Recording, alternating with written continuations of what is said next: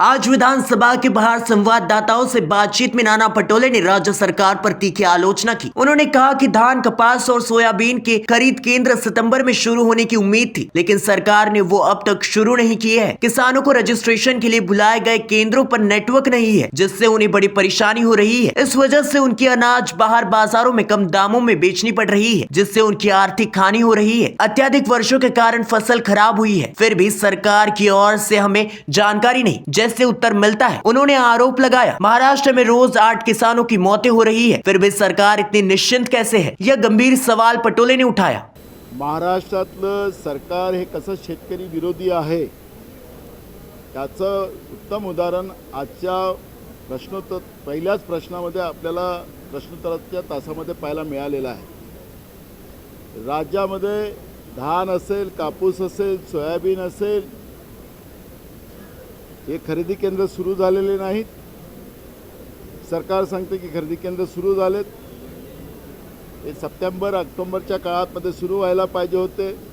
आता आपण डिसेंबरमध्ये आलो, अजूनही अनेक ठिकाणी हे खरेदी केंद्र सुरू झालेले नाही। रजिस्ट्रेशनच्या नावाने शेतकऱ्याला केंद्रावर बोलवून त्यांचं ऑनलाईन रजिस्ट्रेशन करायची जी पद्धती आहे त्याच्यामध्ये अनेक ठिकाणी नेटवर्क मिळत नाही आणि अनेक शेतकऱ्यांचं रजिस्ट्रेशन पण होत नाही। आणि मग अशा या सगळ्या जाचकटीमुळे समर्थन मूल्याची केंद्र हे नाममात्र उघडली जातात आणि हा एवढा मोठा काळ लोटल्यानंतर शेतकऱ्याला घरचा खर्च निभवण्यासाठी ते बाजारपेठेमध्ये त्याचं धान्य, कापूस विकावं लागतं, हे नाकारता येत नाही। यामध्ये यावर्षी जे पडलेलं अतिवृष्टी जी आहे त्या अतिवृष्टीमुळे मोठ्या प्रमाणात कापूस असेल, सोयाबीन असेल, धान असेल, ही सगळी पिकं खराब झालेली आहे। हे सरकारला माहिती आहे, पण सरकार सांगतं की केंद्र सरकार त्याला जे खरेदी करत नसेल तर त्याला आम्ही काही करू शकत नाही। हे सरकार जे आहे हे सांगतात की केंद्रात आमचं सरकार आहे, राज्यात आमचं सरकार आहे, तर शेतकऱ्यांचा जीव घेण्यासाठी आहे।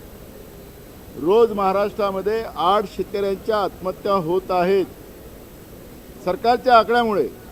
सरकारचे आकडे आहेत, हे माझे आकडे नाही आहेत, तरी हे सरकार एवढं निश्चित कसं असू शकतं? यांना शेतकऱ्यांच्या वेदना कळतं का नाही कळत? आणि म्हणून या शेतकऱ्याच्या विरोधात असलेलं हे सरकार जे महाराष्ट्रामध्ये आहे, या सरकारचा आम्ही आज सभागृहामध्ये निषेध केला, बहिर्गमन केलं, पण तरी हे सरकार गेंड्याच्या कातरेपेक्षा भावना नसलेलं, जाळ असलेलं हे सरकार आता आम्ही पाहतोय।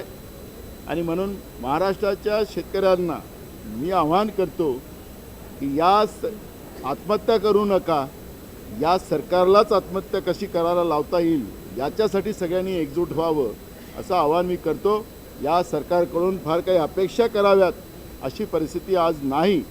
आज तरी दुपारी आम्ही पुन्हा या सरकारवर, शेतकऱ्यांच्या विषयावर अजून त्यांना सरकारला धारत पकडू अशी आमची भूमिका आहे। व मंत्र्यांनी जे उत्तर दिलेलं आहे ते उत्तर सगळं खोटं आहे। आमची परंपरा अशी राहिलेली आहे की जेव्हा मंत्री उत्तर समाधानकारक देत नाही किंवा उत्तरच चुकीचं दिलं जात आहे लेखी, त्याच्यावर ते उत्तर राखून, ते प्रश्न राखून ठेवला जातो। हे आतापर्यंतची पद्धत आहे। विधानसभा अध्यक्षांनी नवीन पद्धत सुरू केली, त्यांनी खरं तर त्या मंत्र्याला तंबी द्यायला पाहिजे होती, पण त्या मंत्र्याला तंबी देत नव्हते, त्याला उलटं त्याचं संरक्षण करत होते, जसं आपण पाहत होतो। त्यामुळे आता दुपारच्या याच्यामध्ये जेव्हा विधानसभा अध्यक्ष मीटिंग घेतील त्याच्यात आमचं समाधान झालं नाही तरी पुन्हा आम्ही विधानसभेत ही भूमिका मांडू। मिळणारच नाही, त्यांनी मान्य केलं। त्यांच्या पक्षाच्याही आमदारांनी भूमिका मांडली की कमी भावामध्ये खरेदी केला जातो आहे, हे त्यांच्या पक्षाच्याही आमदारांनी मांडलेलं आहे। म्हणजे हे सरकार कसं झोपी गेल्याचं सोंग करते हे त्याच्यातून स्पष्ट झालेलं आहे। आणि म्हणून शेतकरी वाऱ्यावर आणि हे सरकार एसीमध्ये आणि तुपाशी आहे, तसंच परिस्थिती आज आपण महाराष्ट्रामध्ये पाहतो। कर्जमाफीचाही प्रश्न आम्ही विचारणार आहोत, पण आपल्याला पुन्हा पुन्हा मी सांगतो की या पुरवणी मागण्यामध्ये 500 कोटी रुपये कर्जमाफीसाठी सरकारने ठेवलेले आहे। पण हे 500 कोटी या आताच्या कर्जमाफीचे नाहीत. 2014 ते 19च्या काळामध्ये फडणवीस मुख्यमंत्री असताना छत्रपती शिवाजी महाराज स्वाभिमान कर्जमाफी योजना सुरू केलेली होती. शेतकऱ्याला त्याच्या बायकोला लाईनमध्ये उभं ठेवण्याचं पाप त्या काळात केलेलं होतं. सरकार 19च्या गेल्यानंतर सुद्धा आणि मग पहाटेचं सरकार आल्यानंतर सुद्धा या सरकारनं